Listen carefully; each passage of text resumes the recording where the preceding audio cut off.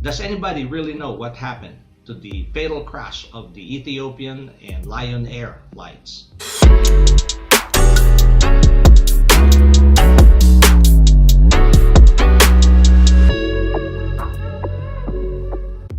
Hey guys, welcome back. Today I felt compelled to do this video because for the last few days I have been reading articles and news and reports on YouTube, on the internet about the fatal crash of the Ethiopian flight. Two major differences from the older models are the bigger and fuel efficient engines and a new flight control software called MCAS. MCAS stands for Maneuvering Characteristics Augmentation System, which did not exist in the previous generation of Boeing 737 aircraft. Boeing created this software due to the bigger and heavier engines that are fitted further forward under the wings, which may potentially cause the aircraft to stall. To compensate for this, the MCAS software was developed. Basically, the MCAS software notifies the flight control system to adjust or change its angle of attack downward if a stall is detected. This is being accomplished automatically by the computer. On the aircraft, there are two alpha vane sensors, which measures the angle of attack. These are mounted on both sides of the aircraft. In the case of the Lion Air flight, a faulty sensor transmitted false angle of attack data, and consequently the MCAS software autonomously took control of the aircraft. The system made a conclusion that the angle of attack of the airplane was greater than something like 40 degrees and caused the horizontal stabilizer to push the aircraft nose down, resulting into a sharp dive into the sea. Reports showed that similar situation occurred in the fatal crash of the Ethiopian Airlines flight. Recent news and reports seem to all point to the possible failure of the new software that had been implemented on the Boeing 737 MAX aircraft. Today, Boeing released a statement on the Boeing 737 MAX software enhancement. The FAA is also issuing a mandatory advisory to upgrade the MCAS software by April 2019. It's really sad that people are just looking for someone to blame without really understanding the complexity of what it takes to certify an aircraft, and specifically to certify a critical software. I've read articles where they're saying, well, Boeing did this because of business interests. You know, they're trying to accelerate, release the aircraft so they can compete with Airbus. Well, you know, there's really no proof of that. Also, there are accusations about, well, the FAA should not have given authority to Boeing to self-certify. The FAA has given a status of ODA, or Organization Designation Authority, to Boeing.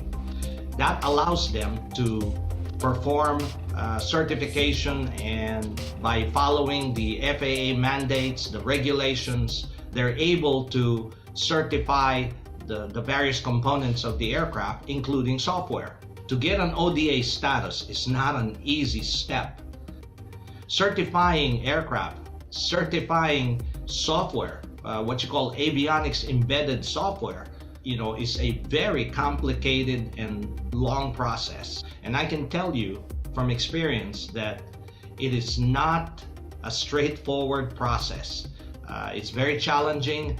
It is extremely complicated trying to determine, you know, the safety aspect of that software. You know, there's what you call verification process that's involved and requires many hours, weeks and months of preparation and witnessing tests, analyzing results of data. So there are many experts involved in the certification of an aircraft, including software. So today what I want to do is maybe present to you some of the key areas that perhaps should be investigated or should be looked at in terms of the new software called MCAS. And I'll, you know, put up my PowerPoint here to show you what I'm talking about. Okay, so what I want to talk about is the MCAS software certification aspects, which I believe need to be investigated. There is an assumption that I'm going to make, and that is the crash is not due to pilot error. Based on everything that I have read, everything that I've seen on articles, including YouTube and the internet, my observation is that it seems that the MCAS took its own course based on faulty or erroneous data from the angle of attack sensor. Because of this, it leads me to believe that these following areas need investigation. Number one, is the assigned software criticality level for MCAS appropriate based on the safety and hazard analysis? Because the safety and hazard analysis is a procedure that is utilized to determine the proper criticality level of the software. These are the following software levels, and it goes by the most critical to the least critical. So the first level, which is the most critical, is catastrophic. This type of failure may cause deaths, usually with loss of the aircraft. The second level is called hazardous. Failure has a large negative impact on safety or performance, or reduces the ability of the crew to operate the aircraft due to physical distress or a higher workload, or causes serious or fatal injuries among passengers. The third level is called major. This type of failure significantly reduces the safety margin or significantly increases crew workload. This could also result in passenger discomfort or even minor injuries. The fourth level is minor. Failure slightly reduces the safety margin or slightly increases workload.